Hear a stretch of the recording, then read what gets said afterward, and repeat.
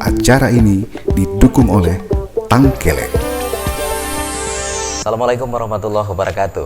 Di episode ke-7 Obsesi Obrolan Seru siang ini, kita kembali dengan satu orang tokoh dari Universitas Negeri Padang, salah seorang pejabat yang sebenarnya kalau disebut nama sudah tidak asing lagi.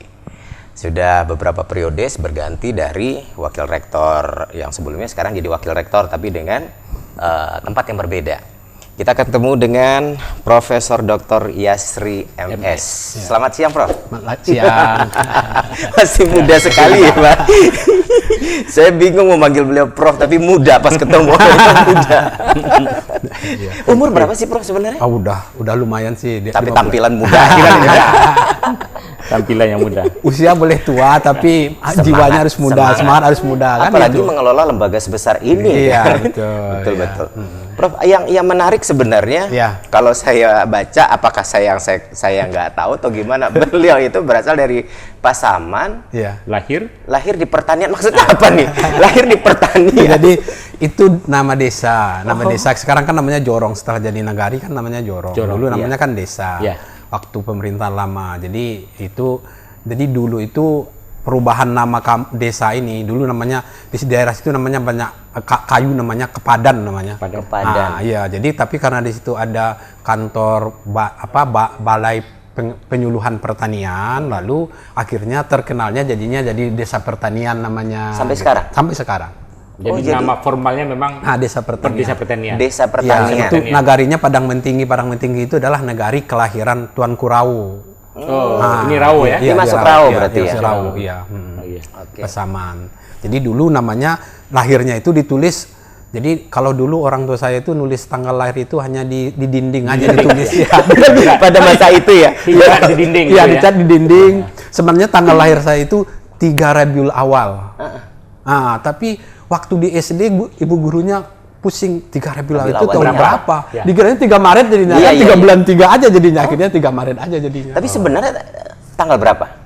Nggak tahu juga, kalau dicari sekarang, kalau sekarang baru bisa dicari. Ya, dengan sistem sekarang. Dengan sistem sekarang saya cari kemarin itu tanggal 27 Juli kalau nggak salah. Berarti ulang tahun beliau ini 2 kali nih. Harus ada seperti UNP kan, dicari lagi sejarahnya. Lalu ketemulah di sini gitu. Itu kan realnya. Tapi kalau di ijazah kan sudah tertulis seperti itu. Mau nggak mau ke situ. Harus ke situ. Oke, SD, Prof, SD SMP di Rawu ya? Ya, SD SMP di Rawu. Tapi itu sudah terpikirkan nggak menjadi seorang profesor sekarang? Apakah dulu udah terpikirkan SD SMP di Rawu bisa terpikir? Ya, kalau orang desa kan nggak pernah terpikir. Ada terpikir. Pokoknya sekolah aja. Malah sekolah juga dulu kan ya nggak pernah mikirkan saya harus juara ini, saya setelah ini akan dapat ini, nggak pernah seperti itu kan. Artinya kalau begitu berprestasi dong. Jadi saya dulu agak unik juga sekolah saya. Gimana? Jadi waktu SD itu saya kan mulanya mau masuk sekolah itu usianya belum 6 tahun. Tapi teman-teman udah pada sekolah semua, teman main nih.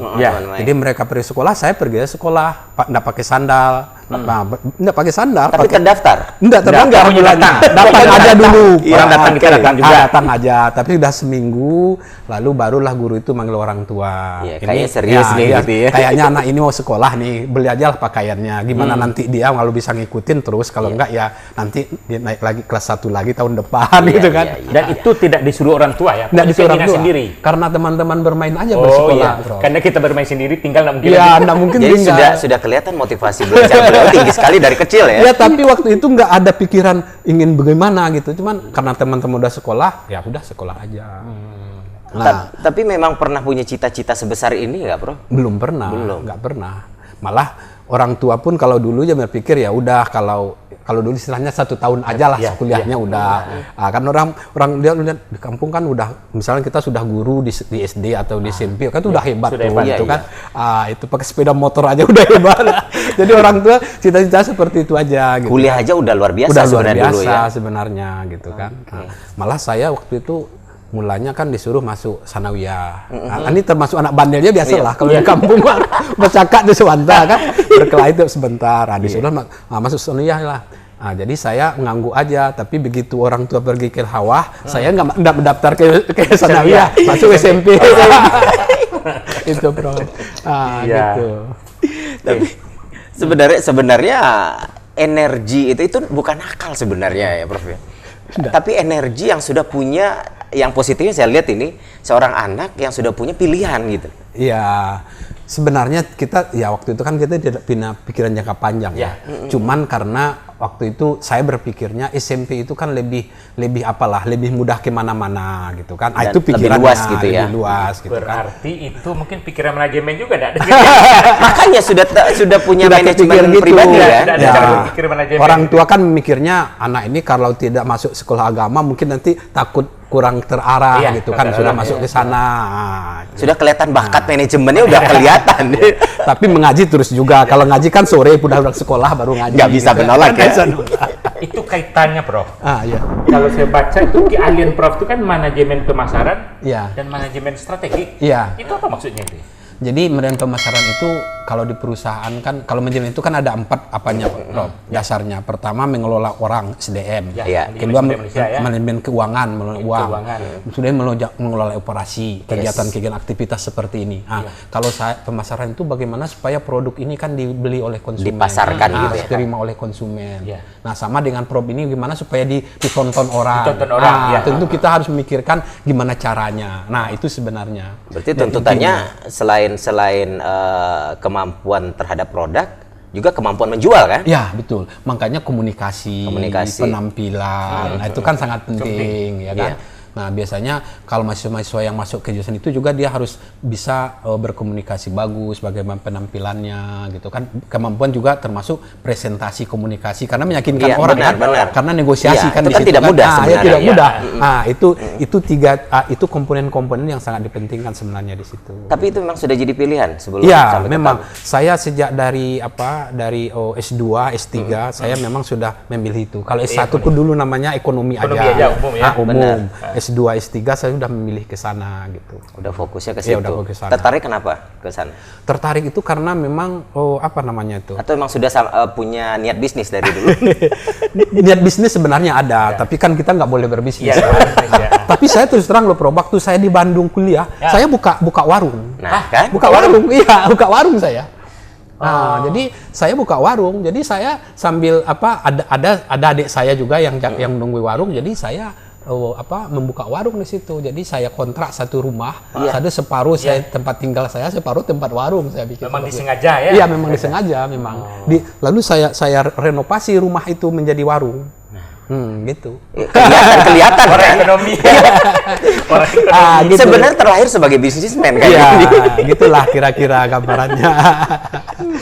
Oke, berikutnya Prof saya lihat ikut terlibat juga panitia seleksi di Pemda itu Ya. apa saja tuh? Seleksi Kenapa? apa nih? Seleksi Ya, pejabat juga ya? pejabat eselon 2 kan sekda dan dinas kan sejak 2016 itu kan harus melalui lelang terbuka. Oh, Nah, jadi harus ada panitia seleksinya dari unsur pemerintah daerah sendiri, itu sekda biasanya, lalu kemudian dari perguruan tinggi.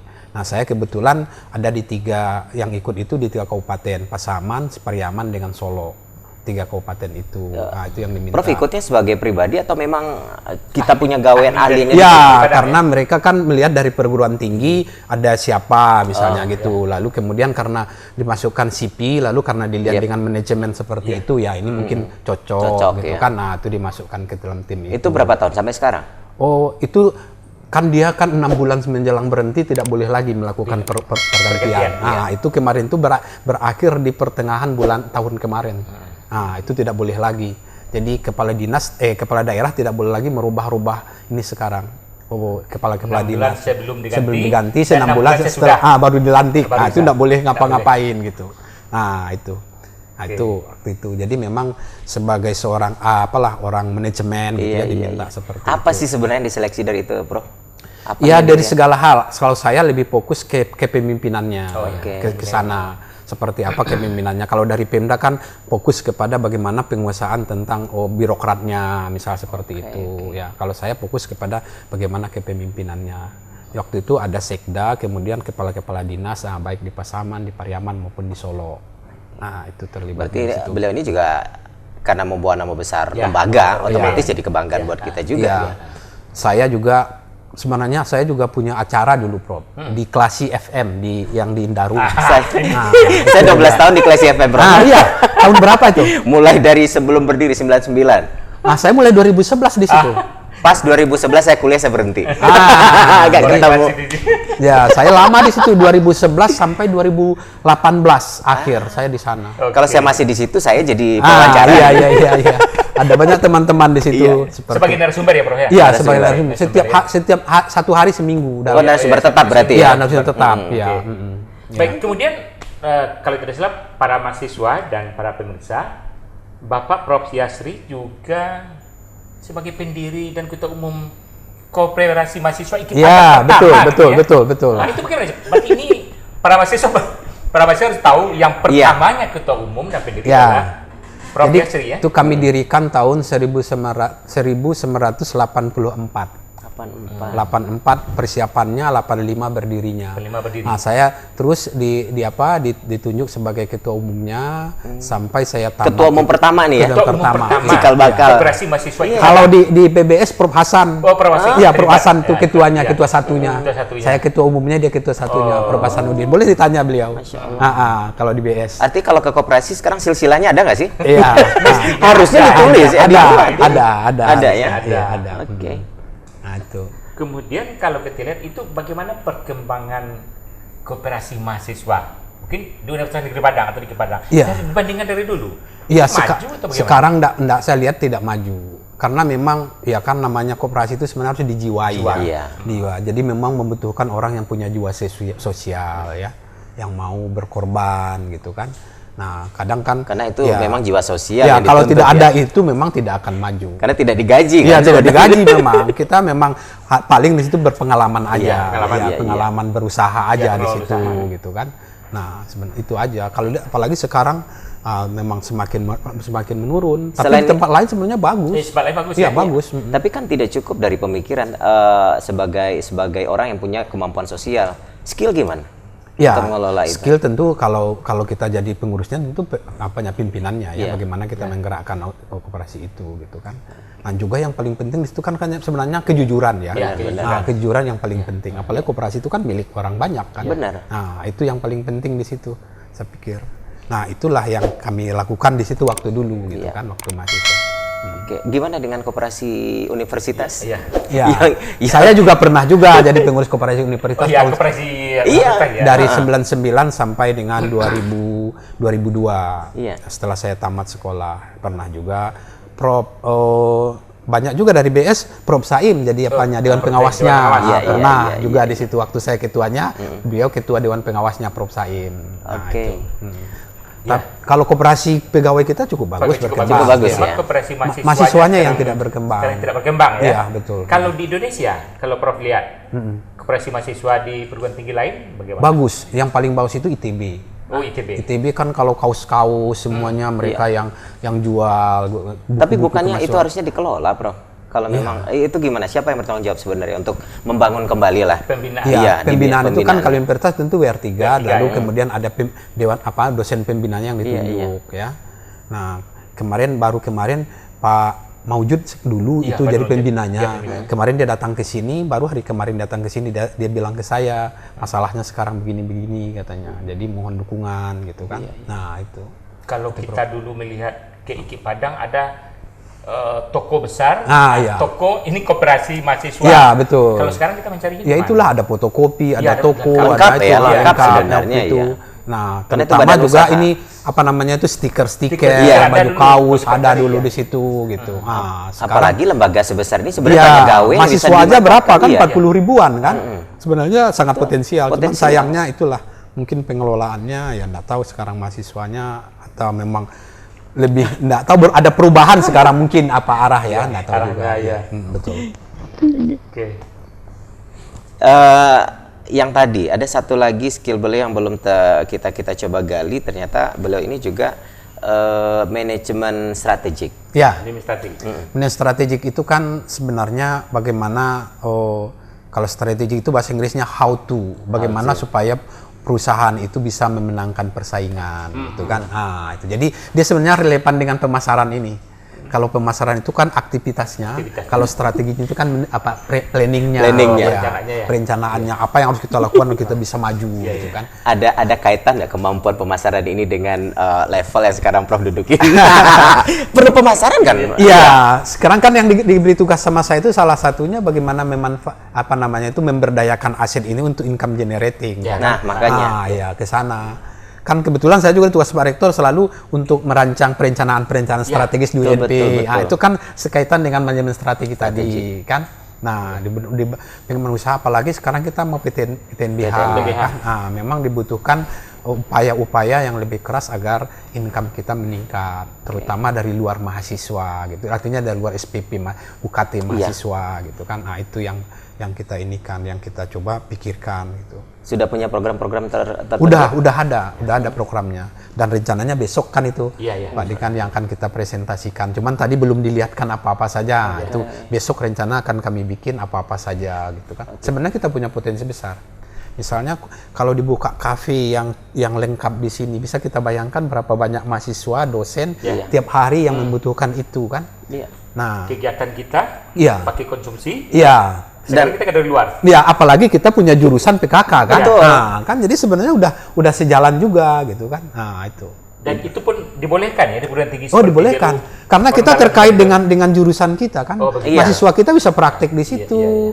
Nah, bisa menemukan masa-masakan baru di situ yang akan mereka inikan gitu kan. Jadi hampir semua sektor kita punya dan kita manfaatkan sendiri ya. Apalagi sebenarnya. sekarang kita kan punya masakan Minang, kuliner Minang kan. Betul. Itu bisa diimplementasikan juga di situ gitu. Kalau kita lihat sekarang justru kuliner kita Kota Padang ini justru dari luar masuknya dalam pikiran saya. Kopi Justru aja coba lihat sekarang kan banyak kopi. Justru aneh, padahal makanya.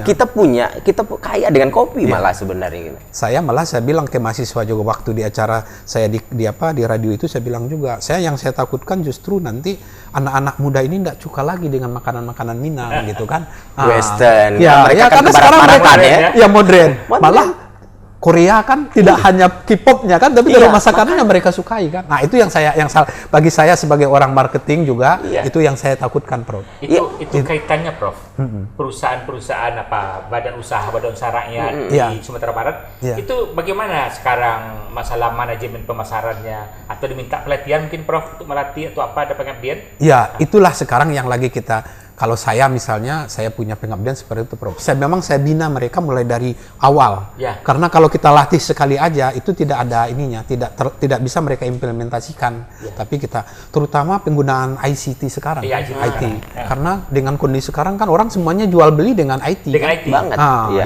Kalau tidak, usaha kecil kita di situ kelemahannya. Prof diminta melatih juga. Ada.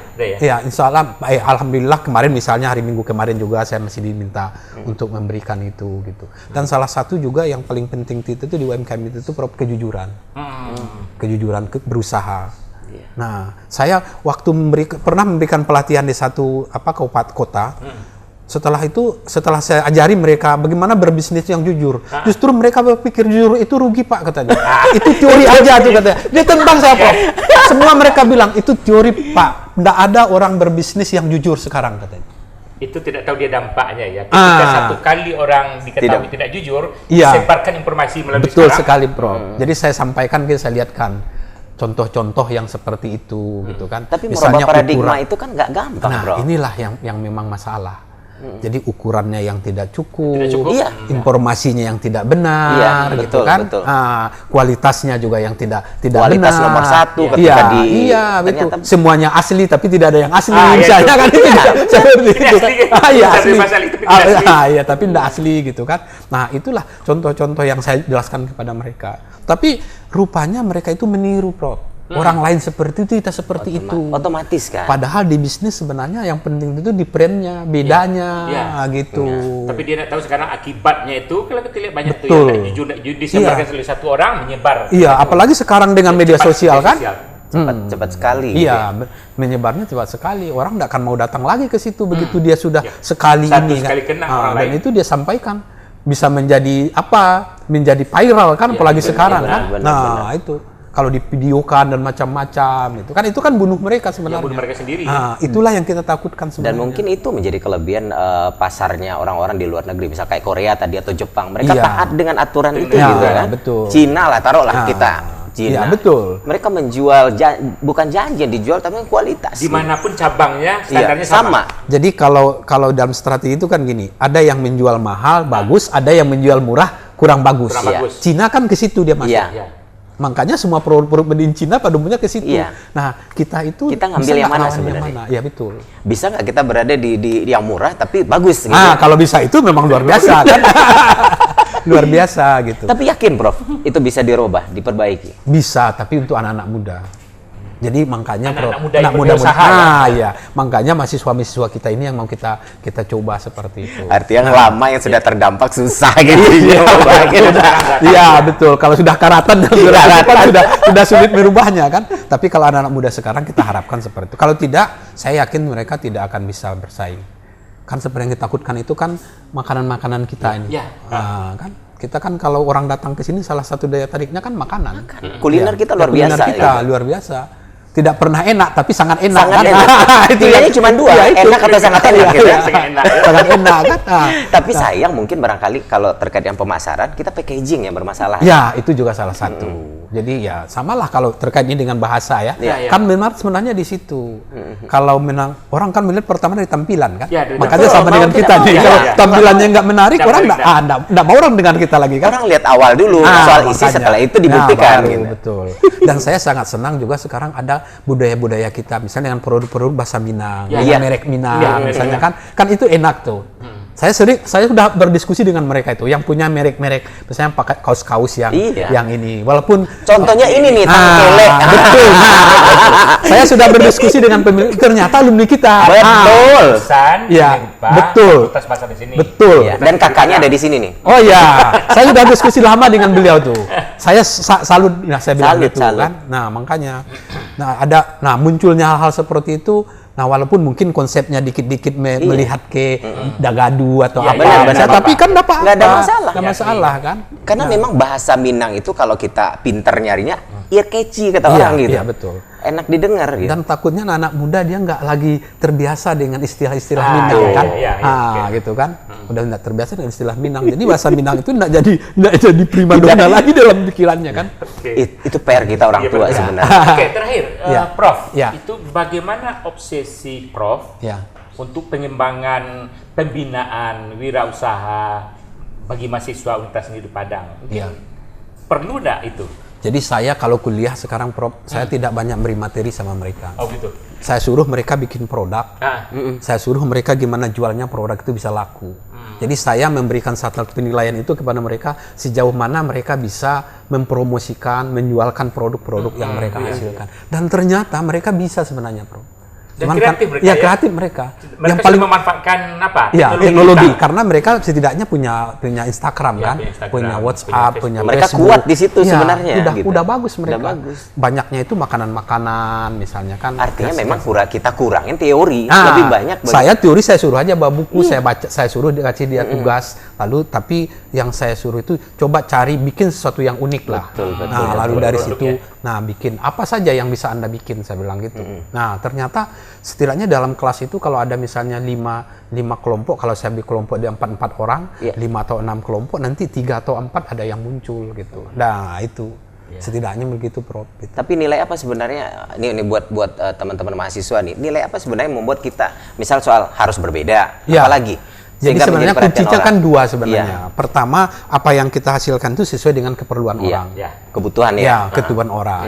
Jadi memang mereka harus tahu kalau anak muda itu maunya apa. Yes. Ya kan? Nah, bikinlah misalnya makanan atau Iya. baju yang seperti itu. Otomatis pasarnya harus jelas gitu Jelas, kan? makanya di situ. Yang kedua, memang tentu bersaing. Mereka tidak bisa hidup tanpa bersaing. Ya. Nah, sekarang itulah yang kalau saya selalu jiwa bersaing itu yang saya tanamkan kepada mereka. Karena kadang sering ngalah, sering mengeluh, Takut. sering takut, sering nggak Iya. berani gitu Iya, kan. nggak berani. Itu kan udah punya jiwa bertarung namanya. Dia punyanya modalnya gede tentu iya kan gitu. Saya jawabannya. cemoohan mahasiswa. Itu kalau itu Anda kucing, Yes, budaya kucing bukan betul, budaya betul. citah, saya bilang gitu. Harusnya Nanti Anda lihat deh beda citah dengan kucing apa. Saya itu kan Prof. Yes, Kalau yes, citah yes. itu kan dia berlari baru Betul. dapat makan. Nah. Kalau kucing mengeong aja minta dapat makan kan beda. Nyari-nyari Kan? gitu. Dua hal yang berbeda kan, padahal mirip apanya binatangnya. Walaupun kucing menyenangkan, Iya. tapi rugi sendiri jadi Memang kucing, kucing ya? punya Iya. hebat, punya kemampuan bertemannya bagus. Yes. Nah, itu memang hebat dia kucing, ada Tapi kucing itu kehebatan. pembohong, Bro. Tapi kalau bersaing dia kalah. Kalah, Dia tidak bisa kalah, hidup kalau otomatis bersaing. kalah. Karena dia selalu mengharapkan bantuan dari bosnya, dari induk semangnya. Jadi gitu. sekarang kita bagaimana menjadikan mahasiswa dalam konteks kewirausahaan menjadi Ya. cita ya? Iya, betul. Dan harus tadi jujur ya. Iya, Kualitas kerja ya keras betul. juga. Itu juga yang kita harus dijagakan ke mahasiswa kita. Kejujuran itu penting gitu kan. Oke. Ah, itu. Dan ini barangkali sebagai bukti nih. Iya. Sebagai bukti Iya. bahwa mungkin belajar banyak menjadi cita sehingga memberikan hasil yang luar biasa. Iya. Dan ini kan luar biasa. Artinya sekarang sudah sangat bagus kan, Udah. perkembangannya bagus Perkembangan kan. bagus. Nah, itu. Kalau kita ke bandara, Ya, udah ketemu dengan ini ya, gitu. Tangkele ketemu. Iya, Oke. Ya, Kita serahkan, Bro. silakan. Ini ya, sebuah kebanggaan sebenarnya dari kami Obsesi. Oh, dan iya. tentu saja dari Tangkele yang sudah jadi vendor kita. Ya, terima kasih banyak ini ya. Silakan dibuka, Bro. Mudah-mudahan cocok. Nah, mungkin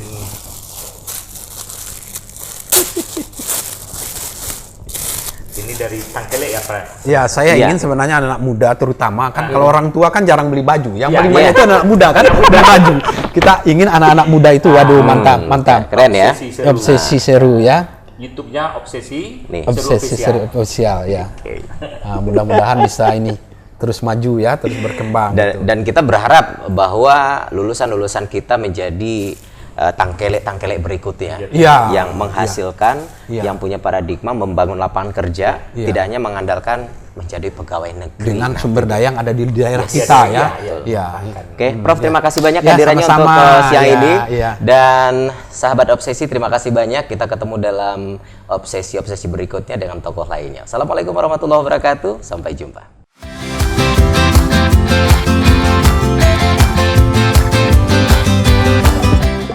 Acara ini didukung oleh Tangkele.